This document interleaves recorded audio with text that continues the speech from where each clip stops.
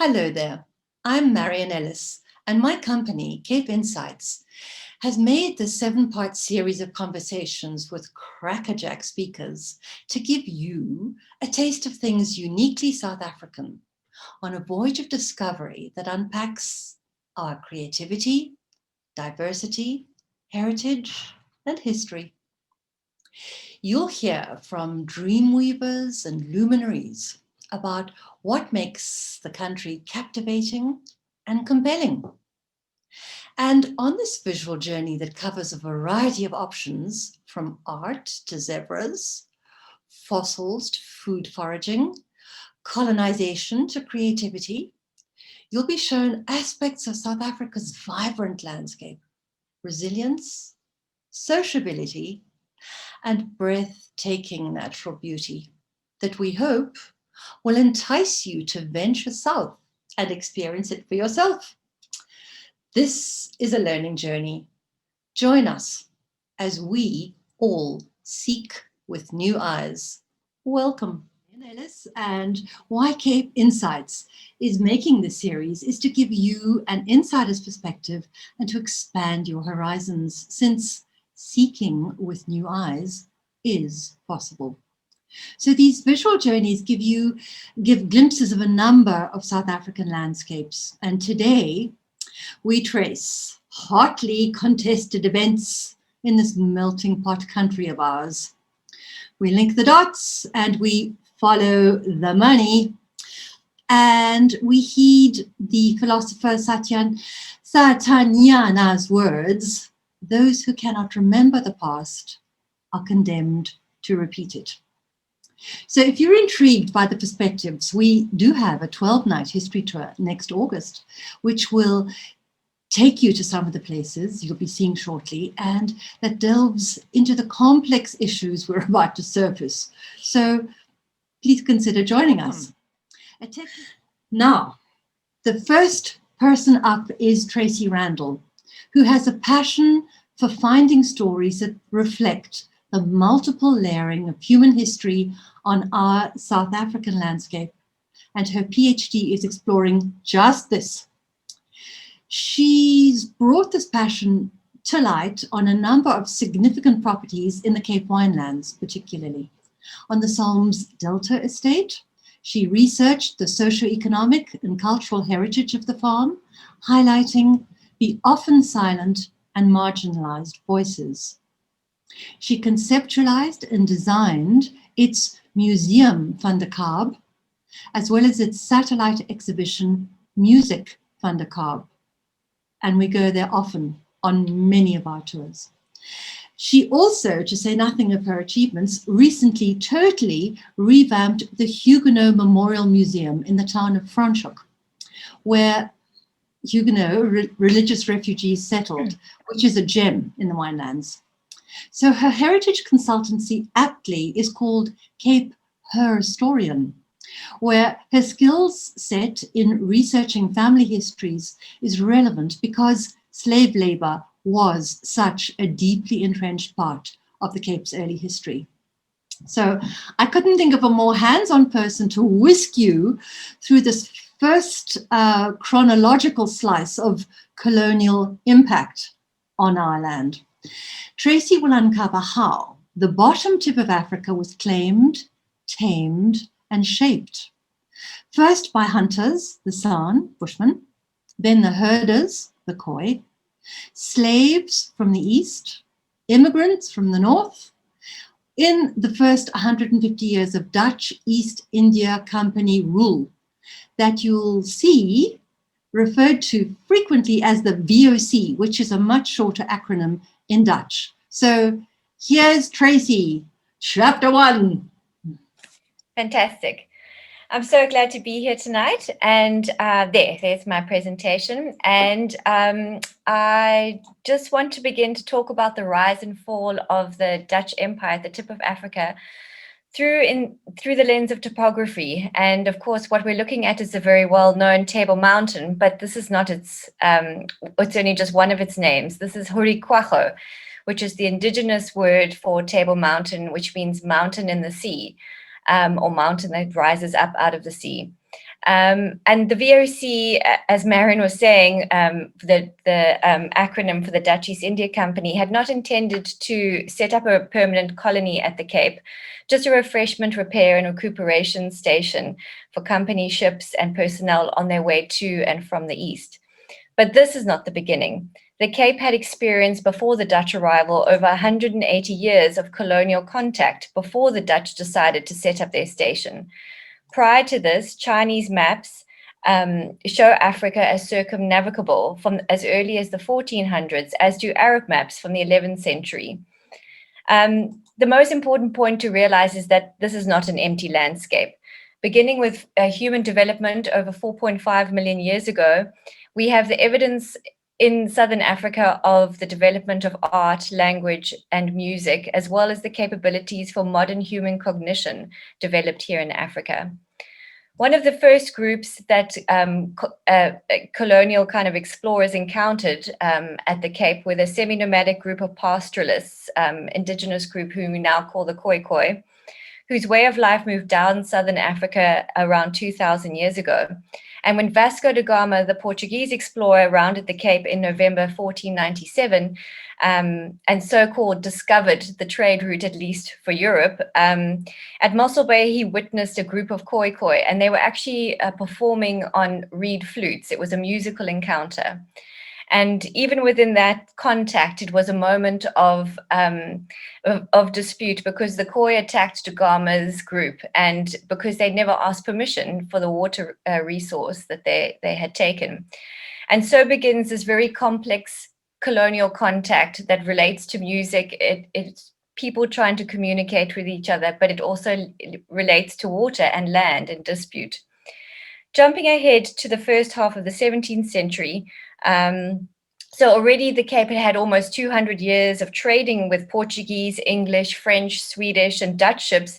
It was the Dutch who moved into the lead as the world's leading trade empire. And the Dutch East India Company was established in 1602 as an amalgamation of all these different chartered trading companies with the East. And Amsterdam as its base, it set up its eastern headquarters in Batavia, present-day Jakarta in Java. And of course, that gave it access to all the Indian and Indonesian islands for spices, sugar, tobacco, timber, ceramics, and beyond, including slaves. And what was important about the VOC is that they were the world's first multinational corporation, complete with company identity, logo, uniforms, on the same level as Coca-Cola, Microsoft, and Apple. And during the 17th century, just to give you an idea of how much scale we're talking about in trade, almost 2,000 ships in that 100-year period alone sailed from the Netherlands to Jakarta. And during the first decade of Cape Dutch settlement, around 200 ships passed through the Cape just in that 10 years, and with about 40,000 people on board, all coming on and off those ships and encountering the Cape. And while VOC proclaimed free trade, it actually practiced as a monopoly. It waged war and it claimed land like it was a country unto itself. And as a trading company, they introduced government into their claim lands under a Governor General. And what of this Cape backwater, which is what the Cape was pretty much known as? It wasn't a very exciting place. Many sailors and soldiers complained about coming to the Cape for its lack of society, lack of nightlife, and lack of culture. But here it was, due to topography, on the tip of Africa and perfectly placed as a halfway point between the Netherlands and the East, being an 8-month journey by ship. And what did the Dutch do in terms of all the places that they visited? You could see that they always put down fortifications. On arrival, they placed almost exactly the same in Batavia as they did in very many of the Indonesian cities, as well as at the Cape, a 5-pointed castle, a grid layout of a town, and a huge amount of control over the space and the place of the places that they entered. But keeping in mind, this still wasn't intended for permanent settlement. And when they got to the point of not being able to supply all these 40,000 people within the first 10 years of arrival at the Cape, with fresh meat that they required, as well as wheat for bread, they decided to free some of the company servicemen, so the sailors and the soldiers, and from the service, and to allocate them land. So it's quite an extraordinary thing to imagine a capitalist corporation handing out pieces of land in a place that they had arrived at. And of course, there were conditions to that land. The new sudden owners had to supply a portion of their wheat and their harvest, as well as their meat, back to the company, which of course was all controlled by the company, and a very high system of monopoly of who got handed out what kind of system.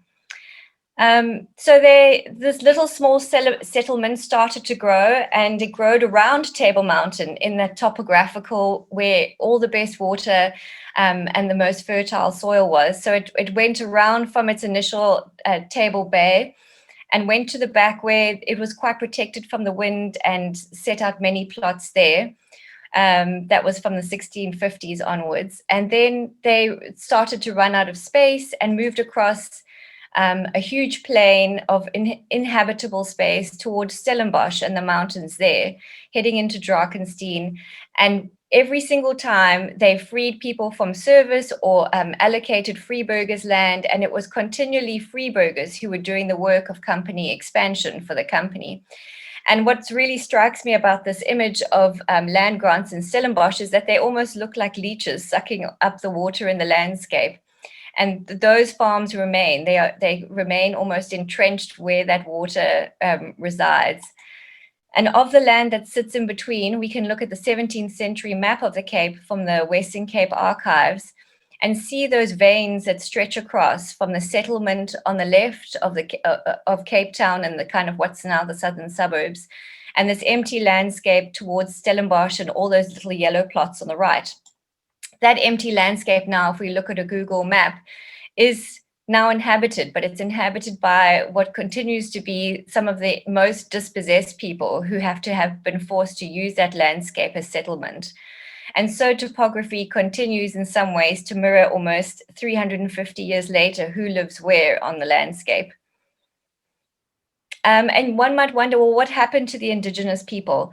It was decided by the VOC that they would not enslave the indigenous population. They were already battling multiple wars and kind of struggling for cattle and trading with them as well. So they increasingly became incorporated into the settler and colonial life, living on farms well into the 19th century in indigenous units. We know across Stellenbosch that they were incorporated into the 1830s, as late as then, even within their reed mat houses called Mikey's Hesa. And what of these men freed from company service? Well, they were not the wealthy elite from Europe. Many of them were illiterate. Many of them had never owned a single piece of land in their life or in their generations further back from feudal Europe. Many of them were actually not Dutch. They were German, some Scandinavian. But here they were at the Cape, sudden landowners. And in the very beginning, they didn't have very much of anything, not very much land, not very much money, and not very much tools, but they accumulated large families. And soon enough, the lands got bigger, and the more money that they had, the larger the land got, the more slaves they could afford. And so we can see in terms of slave patterns that someone who might have had one or two slaves at the end of the 17th century, that generations later, their families might have had as many as 30 or 40 slaves living on the very same premises, and requiring, of course, the building of homesteads of where those slaves will live. In terms of the religion, the Dutch brought with them a kind of very strict Calvinist Dutch Reformed church to the Cape. And the church reflected exactly your position in society. So the layout of the pews and the chairs reflected where you were, how high up you were. In the Stellenbosch church, for instance, this poor verger would have to decide, well, where would he position these different ladies' chairs who would have to bring their chairs to church, because, of course, the men had the pews. So church chairs continue to be found in furniture shops all over the Cape with the initials of the woman who the chair belonged to. But where you sat literally denoted where you were within society.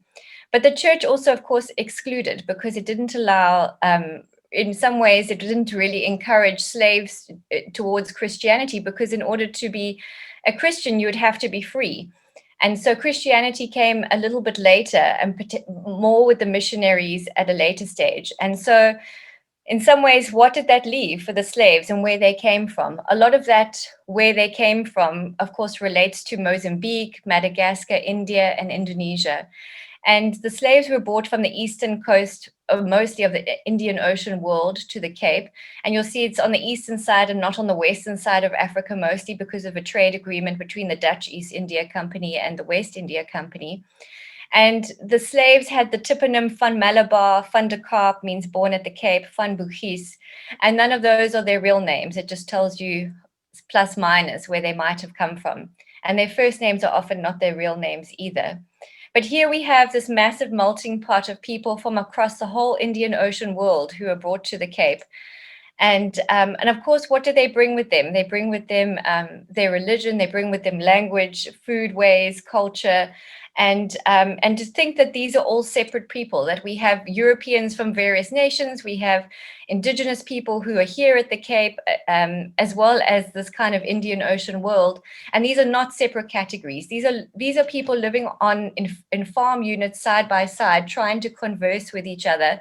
And in fact, in some cases, in the very early days of Cape settlement, actually married to each other, because there were many instances of mixed marriages, so that some of the original South African families, Afrikaans families, can actually trace their roots back to the first so-called stammoeder, or the mother, as being a freed slave. And that's for Sneemans, Basons, Van As.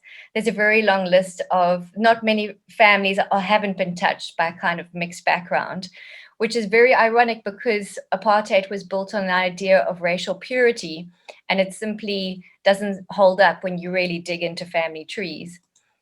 And so what kind of culture and were they bringing with them? Well, because they were excluded from Christianity, Islam grew at the Cape.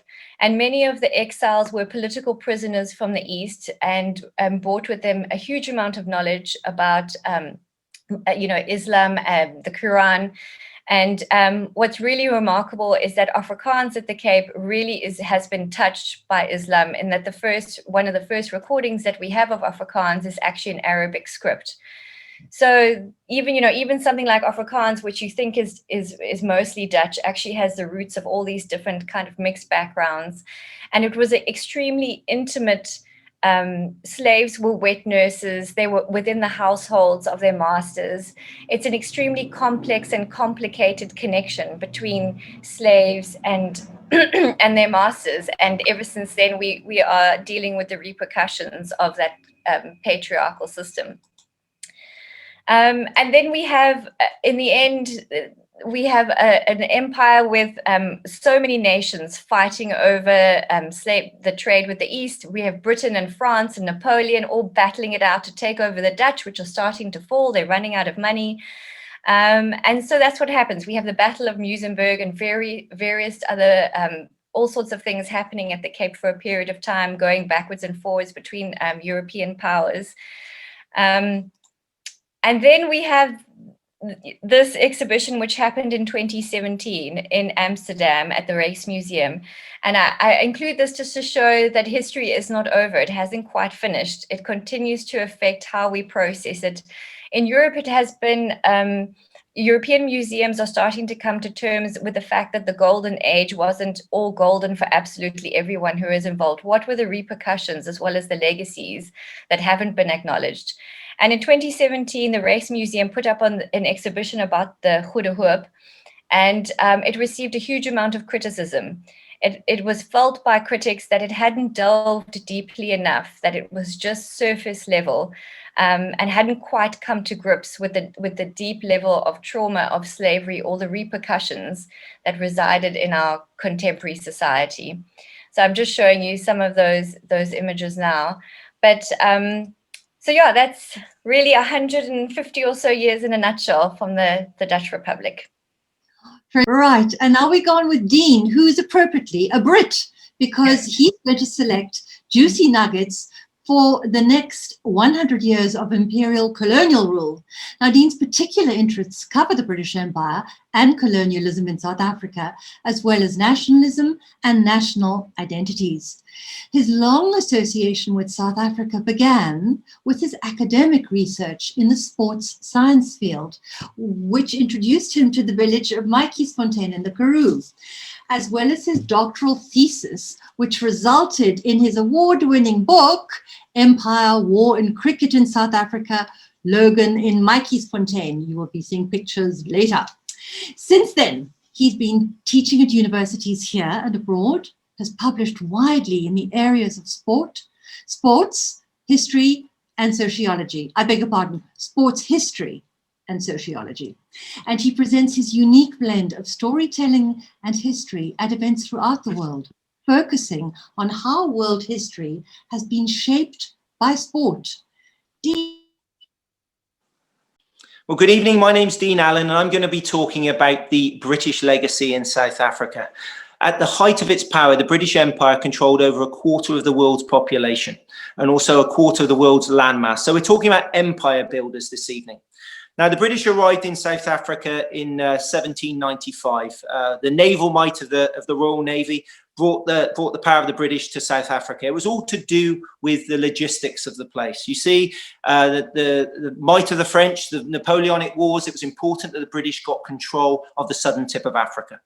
Now, here we can see that they quickly mapped out southern Africa. It was important that they got control up until the Fish River. You see, the British were empire builders. It was about settling people in the area. Now, there was a big difference, of course, with the Dutch that were already in this area, and then we can see a contrast with the cultures. Now, the early Cape governors, here we have Sir John Cradock on the left and Lord Charles Somerset, were very keen to impose control over not only the Cape Colony, but the eastern reaches of the country.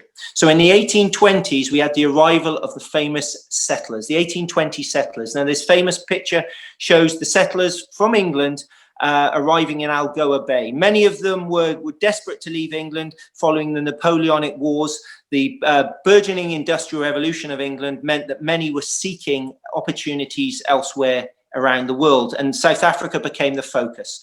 Now, if you read the accounts of these 1820 settlers, they certainly had hardship, but they built things, they constructed things on the frontiers of southern Africa. Thomas Baines here painted the town of Cradock in 1848, and you can see the British were very keen to build urban frontiers against initially the Xhosa tribe, the African tribes that were threatening the land from the west. And also they were competing with the Boers that were also working the land. Now, one of the most important dates in South African history, as it was in a lot of the colonies around the world, was the abolition of slavery. Now, that in 1834, that caused conflict with the Boer.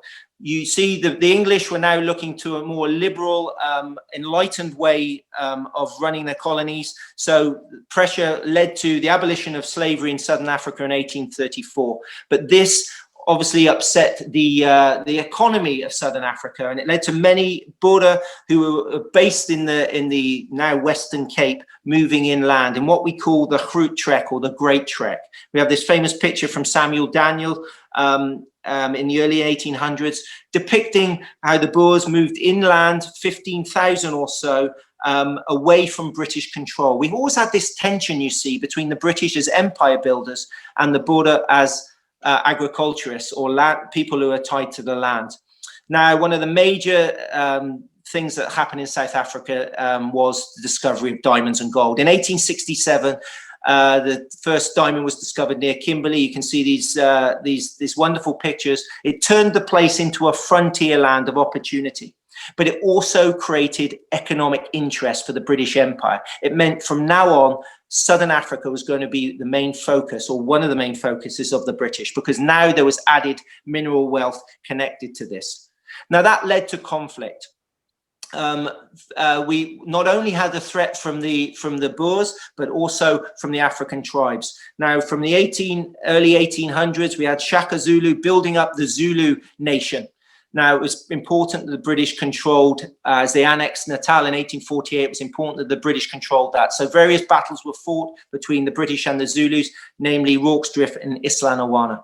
In 1880, we had the first Anglo-Boer War, which resulted in a defeat for the British at the Hill of Mayuba. That lasted between 1880 and 1881. There was a tension, you see, with land in this region. Not only were the British trying to control the minerals and the land, but they were also trying to control the people. And the Boer fought back after the British wanted to annex the South African republics.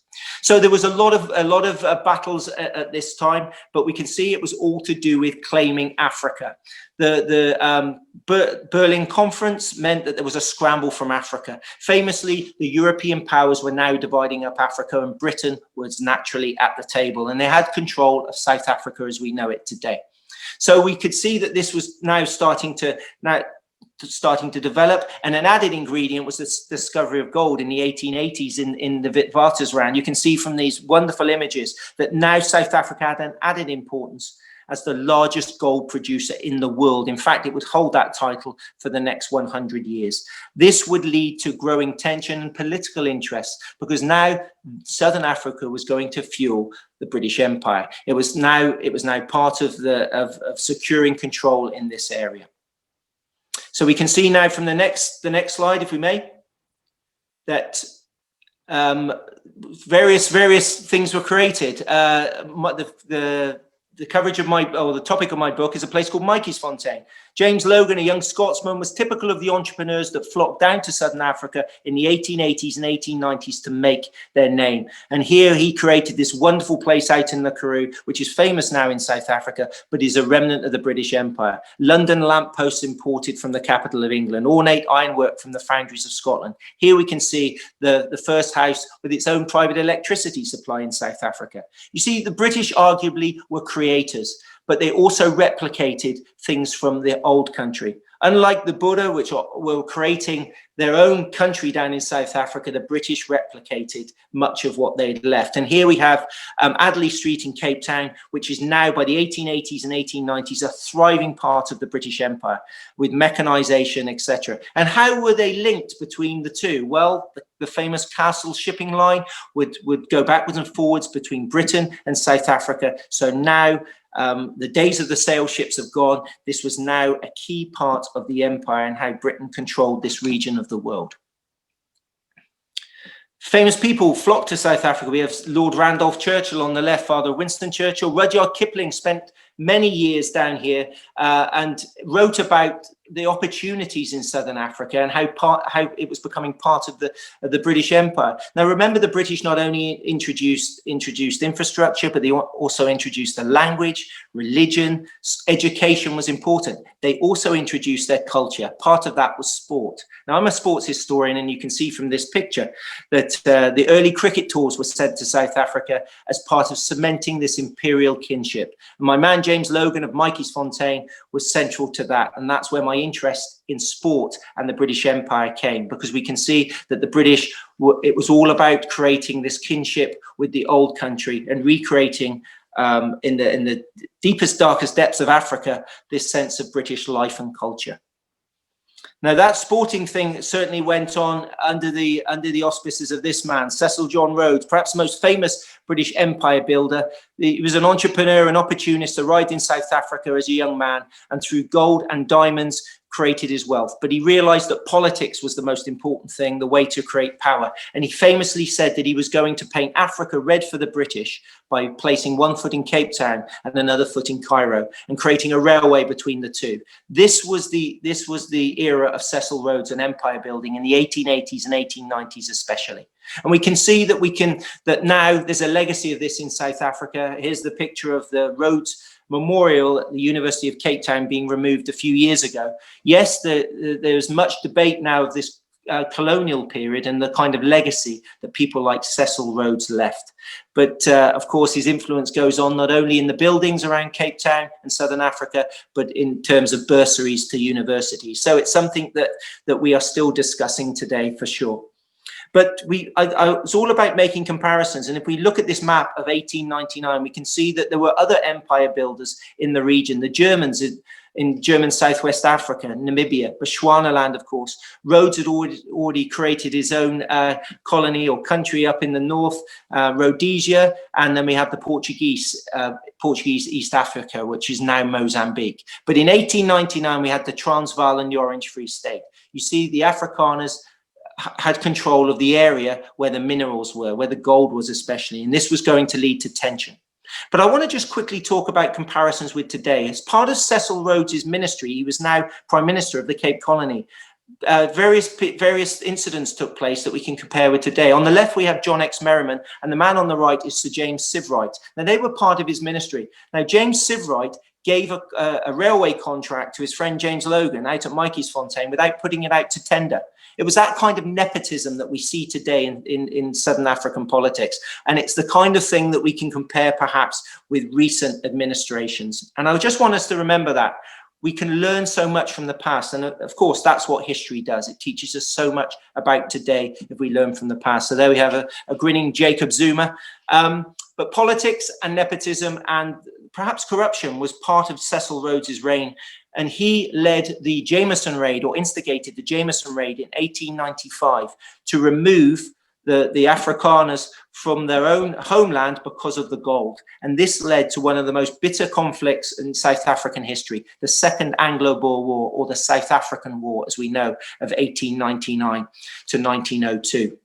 So this war really did define the country, and we can see from the next slide that Queen Victoria's empire was at its height. Alfred Milner in the centre there was here as the Cape administrator, and he was there against Paul Kruger. Now, Paul Kruger, this proud old Afrikaner, was sitting up in Pretoria, and he really did take the bait, and he instigated a war against Britain, who had amassed the troops on the borders. So on the 10th of October 1899, this bitter conflict broke out that really would define the future of South Africa. It was fought in such a way that the early pitched battles or traditional battles were replaced by guerrilla warfare. Here we have one of the proud commandos. The man at the centre is General Jan Smuts. Jan Smuts would go on to be Prime Minister of South Africa, but at the time he was fighting against the British. Now, the war was fought as a civil war. It split not only regions, but it split families as well. The English sent down their troops in their thousands. 400,000 imperial troops fought against a force of around 80,000 at its height. And here we have English troops who had just arrived on the front playing that wonderful game of cricket. You see, wherever they go, they bring English culture with them.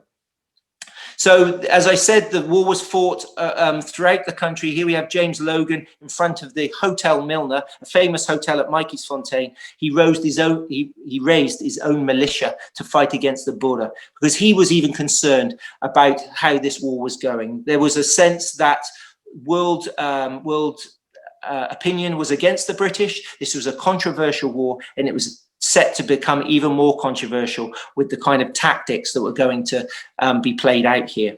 You see, scorched earth was going to be introduced, but before I go there, we have some famous people that were involved in that war. A young Winston Churchill was a war correspondent, was captured briefly, and there we have none other than Gandhi. Gandhi was here as a stretcher bearer at the Battle of Spienkop, but he also learned so much about humanitarian rights, and in South Africa, he wrote about how he learnt for peaceful protests and how it gave him the encouragement to go back to India and do such great work. But ironically, it was against the empire that introduced him to South Africa in the first place. I mentioned scorched earth, and this was one of the controversial things. The British, trying to bring the commandos in from the veldt, were burning homesteads at the instigation of Lord Kitchener, and it led to this massive upswell of opinion against the British. Not only that, concentration camps. 28,000 Boer, mainly women and children, lost their lives as a result of being put into camps of concentration by the British to try to bring this war to an end. And it's very much a legacy of the ongoing troublesome relationship between the English and the Afrikaner and the way they saw the country going. The Afrikaner were very much independent people who wanted their own governance. The British were controlled from Westminster in many respects. They were trying to recreate Britain in Southern Africa. But now I'm a sportsman and I'm really interested in this picture. This is the first ever Springboks in 1906. It was the first occasion that we can see that sport was used for reconciliation. If we look at that picture, there were players who had fought against each other in the South African War only 4 years previously, which is quite remarkable. So the British left us a legacy in South Africa, not only rugby, but this idea that sport was good for all, and we can see that. But eventually, because of the white population, less than 10% of the population, they had to unite. So Louis Botha and Jan Smuts, who were part of the Afrikaner forces, could see the sense of actually bringing the British and the Afrikaner nations together. So in 1910, the Union of South Africa was formed, whereby the old Afrikaner republics were recognized and brought into the fold.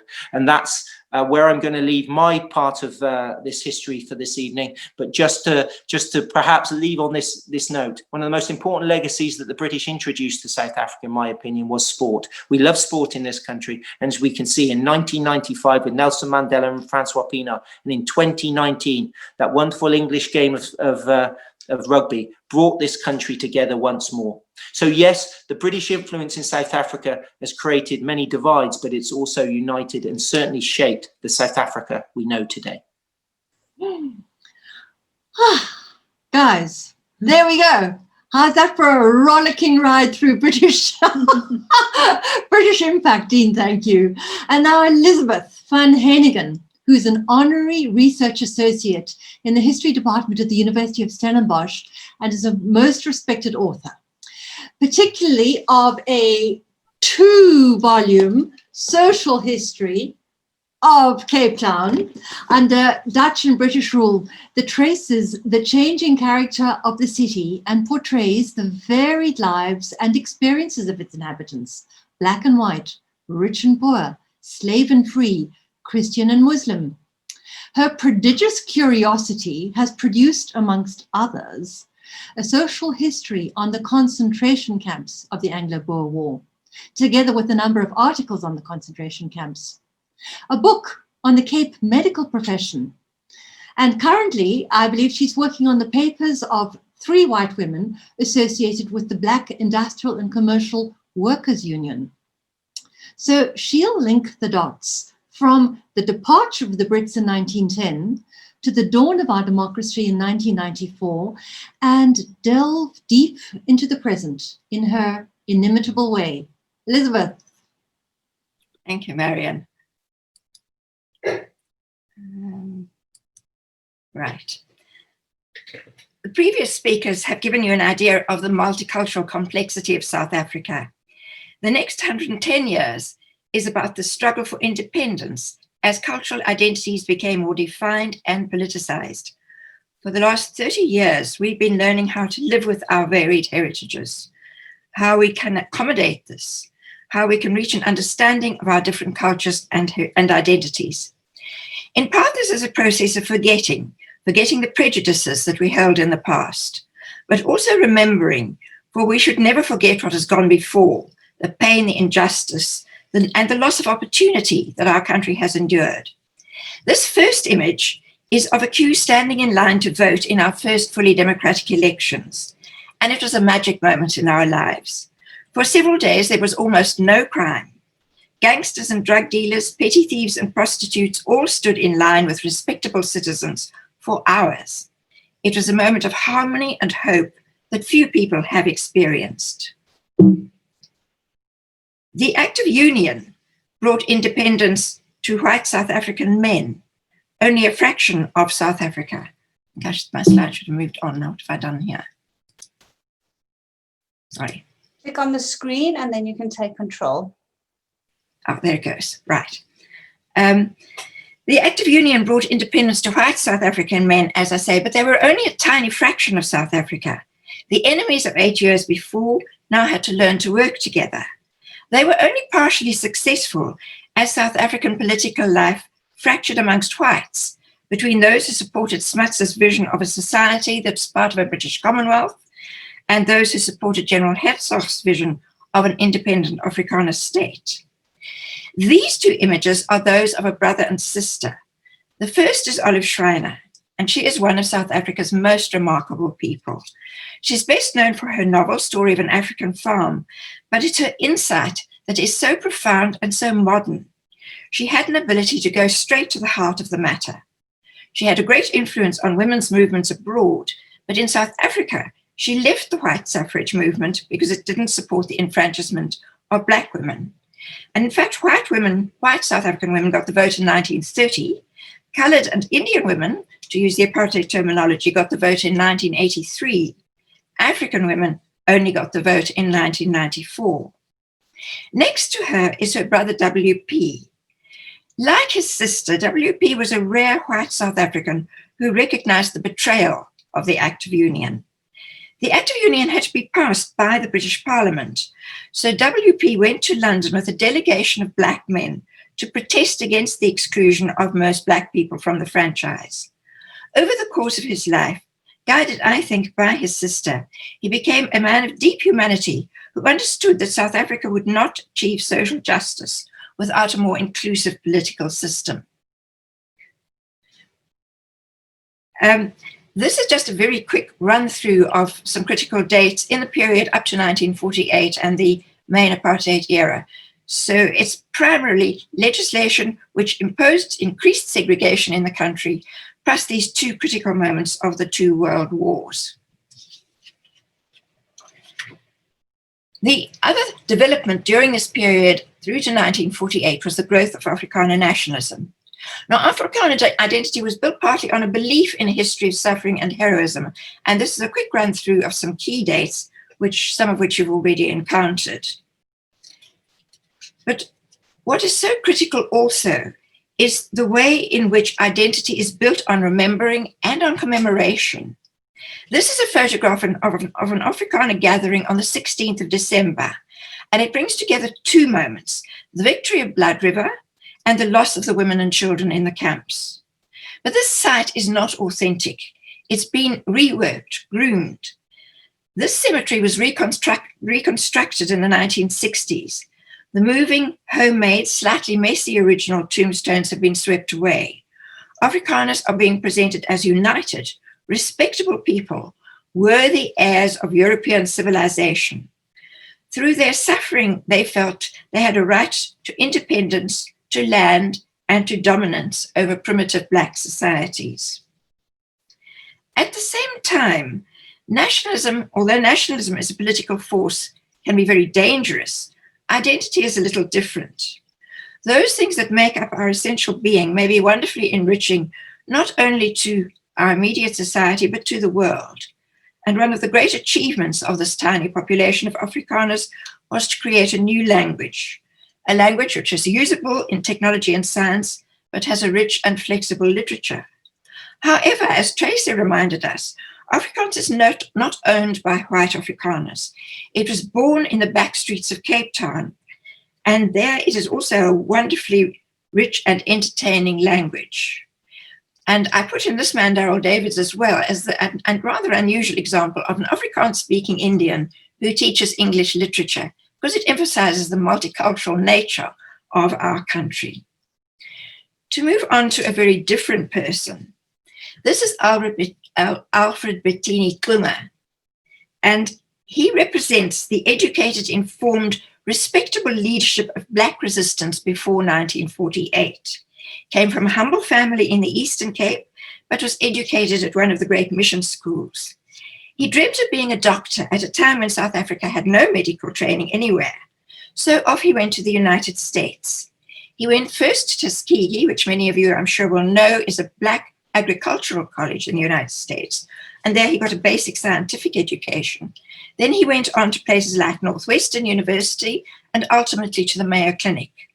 From there, he went to Hungary to study gynecology and finally to Glasgow.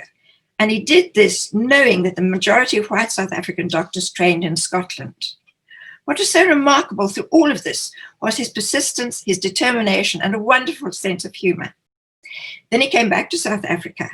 His white advisors urged him to practice in the Transkei, but he wanted none of that. He knew that the beating heart of the country was Johannesburg, and there he went.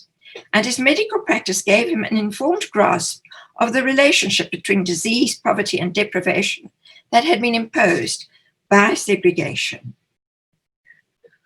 After the Second World War, Smuts lost the election in 1948 and the National Party came into power, determined to craft a free Afrikaner society that they had wanted for so long. Very rapidly, they introduced new legislation which toughened segregation in a much more dogmatic fashion.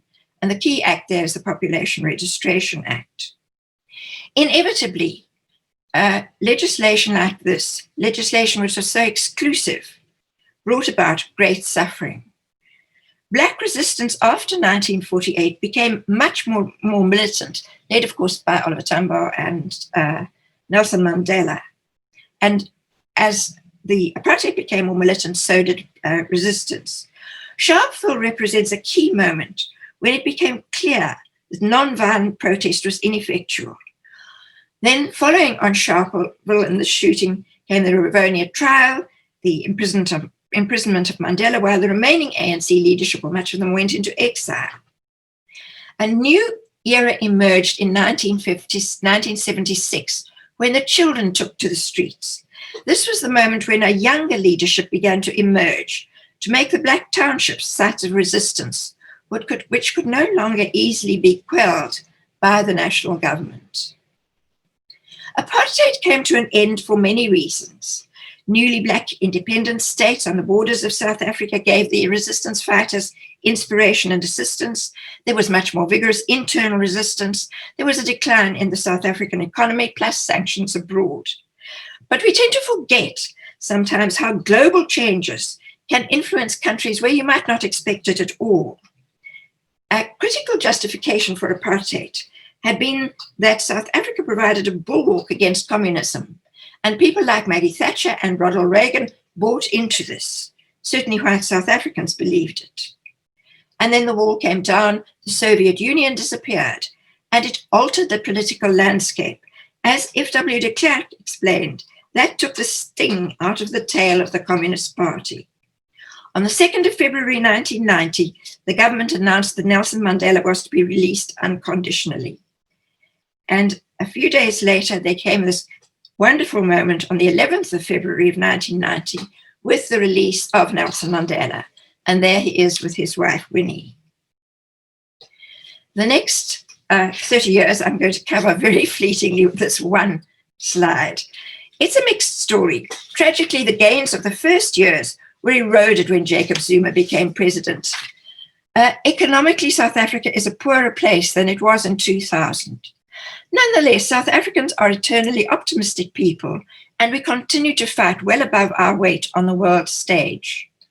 To cite the historian Francis Wilson, looking back over South Africa's history and all that's been overcome, conquest, slavery, enforced migration, migrant labor, legalized racism, and tyrannical government, it's clear the country has a great deal to be proud of in its struggle for freedom. A long walk lies ahead, yet there's no reason to suppose that a people who have achieved so much in the past cannot find the same courage and commitment that will be necessary for the future. Thank you. Gosh, guys, there we go. It was quite a task. Thank you, all three speakers, enormously for condensing what we took years to learn at school and university. I'm deeply grateful. Now we actually have question time. So guys, type up your messages, specify if you want a particular person to answer them, but I've got some here, and guess what the first question is? And I think it probably should be Tracey to answer this, because the question is, was slavery as harsh at the Cape as it was in America? Tracey? Well, I think it was much less known. I mean, the transatlantic slave trade, of course, was known for such a long period of time in historiography of America and the world. And I think the Indian Ocean slave trade, only started to come around during revisionist history at the Cape. It was seen as a lot less harsh, supposedly, than America. Well, that's what the Americans thought. But of course, Cape slavery was incredibly harsh. We had people who were from various nations around the world put on isolated farms who couldn't often speak the same languages, under severe punishments from their masters. I mean, it really was we had about 68,000 slaves who were brought to the Cape, and that was aside from the local-born population. The American slave trade had around 300,000 that went to America, but of course, around 20 million slaves were taken out of Africa in that Atlantic slave trade, and we don't even know the number for the Indian Ocean world. So I would say that it's very difficult to compare different circumstances, different cultures, but it was extremely harsh. Okay, well, possibly Elizabeth, following on that one, a question: how African is South Africa? Is it really part of Africa? Question mark. Can you get to that one? It's not an easy question to answer because we are down here at the tip of Africa. I think part of the process of the last 30 years has been learning about the fact that we are an African country, and we've all had to learn it. We have got closer to many of the African states. We're now part of the AU. We participate in African activities. Cape Town, which was is often seen as not a very African city, has, of course, also become increasingly African. So, yes, I do think that we are an African country. But we do, of course, have a larger white population and a larger mixed population than perhaps some other African states. Learning, Okay. process, I think. Okay. And Trace, what are the legacies of slavery at the Cape? Oh, that's a big one. I mean, just to give you an idea of what happened to many of the financial institutions, the very first banks at the Cape were set up on slave compensation money, which was actually paid out from Britain to slave owners at the Cape. So in some ways, we know we owe our very first financial institutions. There is probably not a farm or a wealthy family, a South African family, that cannot trace its property ownership and wealth back to slaves. I would say that is accumulation of wealth and capital and land. And since, okay, I've got some sporty questions for Dean in a minute, but just there's a question about how did the Dutch governance of the Cape compare with the British? Who wants to answer that? Tracy, Elizabeth? Well, I can say the Dutch side, but I'll hand it over to Elizabeth. Okay, go for it, Trace. Well, I was just going to say that I think that, they had very different systems of administration. I mean, the British were a lot more serious about governance, in my opinion. They put much more legislation into, they seemed very ameliorative because they, were emancipating slaves, and, it was the rise of humanitarianism and equality. But at the same time, they were putting more legislation in place that enforced more people into labor.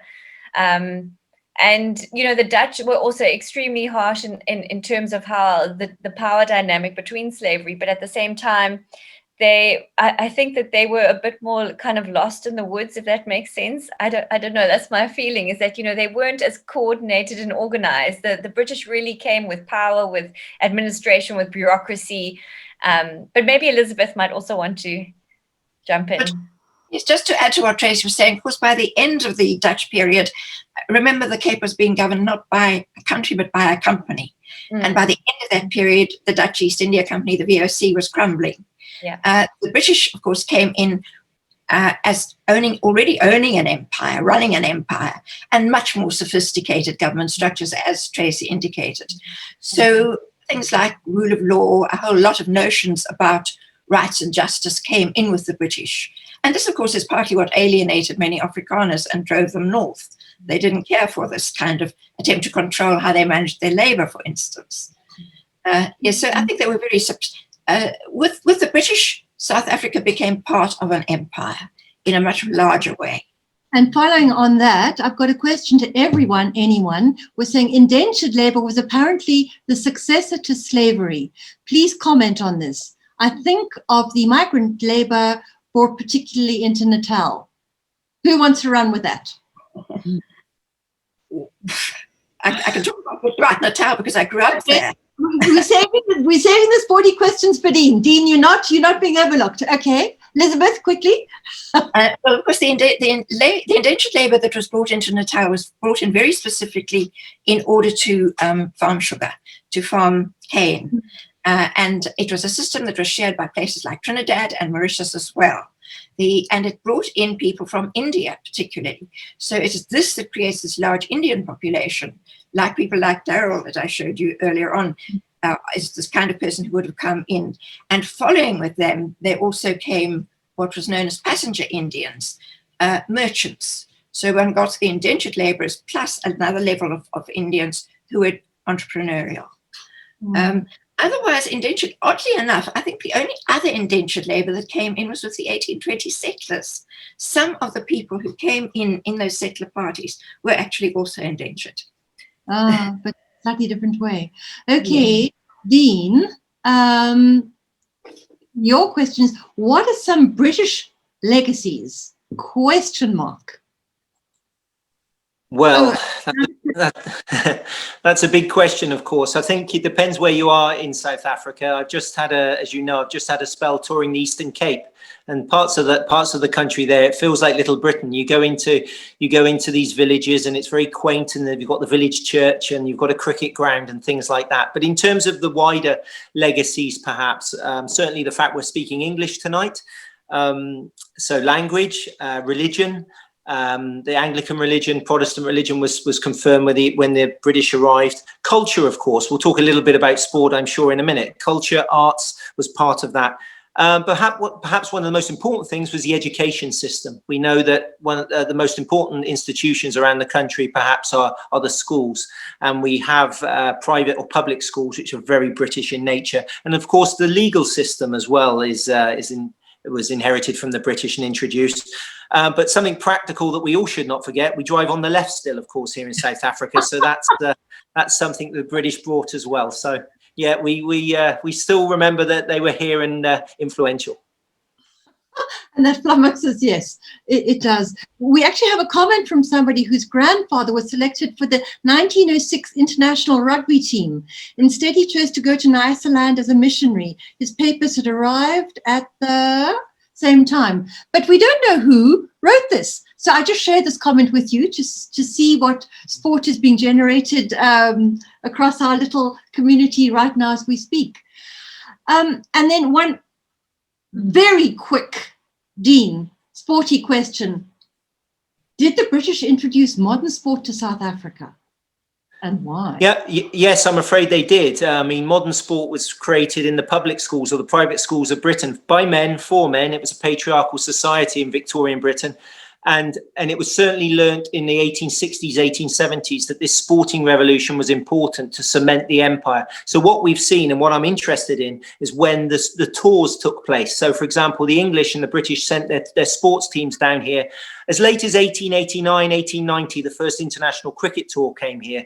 And that was with this idea of cementing this imperial kinship. If you played sport together, you traded together. And as I said, you fought together as well. So we can see rugby, football, cricket especially being spread around the world by the British at that time, and that's why they play rugby in New Zealand, cricket in India, and we can see that this model of sport has been a legacy of the British Empire, basically. Indeed, the effects of pink. Okay, guys, now we're going to, since I've got you all on the screen, you know that we were inspired by the Marcel Proust quote, which usually pops up behind me and is all over the thing about seeing with new eyes. So it's a parlor game, and we want you to choose or share with us a quote, a historical quote that you hold close to your heart. And I'm going to ask Tracey to begin and go in the sequence that you talk. Tracey, what has inspired you historically? Okay, so for me, my quote has always come from Andre Brink's A Chain of Voices. Okay. And it was something I read at university days. It's a historical fiction about a slave revolt that took place in the Coa Boekenveld around 1825. And at the beginning of the book, it has a quote by Friedrich Engels, which says, history makes itself in such a way that the final result always arises from conflicts between many individual wills, of which each again has been made what it is by a host of particular conditions in life.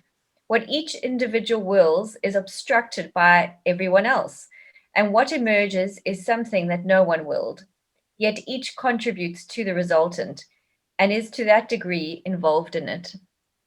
Mm. Okay, Dean, what inspired you? Well, as you know, Marion, I'm fundamentally a teacher. I teach at university, and I'm always trying to convince 18-year-olds the importance of history.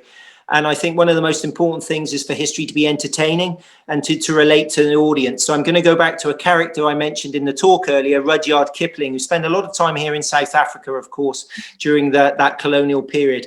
And Kipling said, if history were taught in the form of stories, it would never be forgotten, which I certainly agree with. Absolutely. Madame Elizabeth, what are you going to do with us? Mine is actually a literary quotation from the Irish poet Seamus Heaney. And he wrote this: history says, don't hope on this side of the grave. But then once in a lifetime, the longed-for tidal wave of justice can rise up, and hope and history rhyme. And shall I go on to explain where I chose that from? Very briefly. Attribution is all lovely. Go. Yes, okay. Well, it's quite well known in the United States. Joe Biden used it in a speech recently. Clinton has used it also. It comes from a translation or a Seamus Heaney's version of a play by Sophocles called Philoctetes. And what really attracted me about it was that when he was writing this, he was influenced by Nelson Mandela. He saw Philoctetes and Nelson Mandela as being interrelated. So that linkage I thought was absolutely fascinating. Oh, lovely. Thank you guys so much. Deeply, deeply grateful. Now we're going to rush on, and I'm going to give everybody a sneak peek into what the 7th and last session holds. What better way to celebrate seasonal festivities than a focus on food? So if you join us, you will get a taste of the country's cosmopolitan and vibrant culinary scene. You'll get an inkling of the linkages between history, how it finds its way into our saucepans, and terroir, which is the abundance from our sun-drenched Mediterranean climate, the bounty from our Atlantic and Indian Oceans, lapping our shoreline, our oh-so eye-catching winelands, to say nothing of our oh-so-affordable award-winning wines. You're going to get a peek at feasts from nature, and you're going to hear from foragers of note, like the chef whose simple seaside restaurant won the top prize at the World Restaurant Awards in Paris. You've just had a glimpse of aspects of South African landscapes and heard from some local personalities of note. And there are more, all thought-provoking, stimulating, eye-catching. So please join us on our other learning journeys. If you venture south, or better still, when you venture south, you'll get more than a taste of our delectable food and our award-winning wines. We'll show you over a variety of our landscapes on one of our small group tours designed for curious travelers that delve deeply into the same niches you're seeing in the series. These are a mere taster, just so you know. We thought an appropriate way to end would be to share a salutation in Xhosa, which is one of our 11 official languages, and it means go well or stay well. So with our thanks and good wishes, hamba gashle.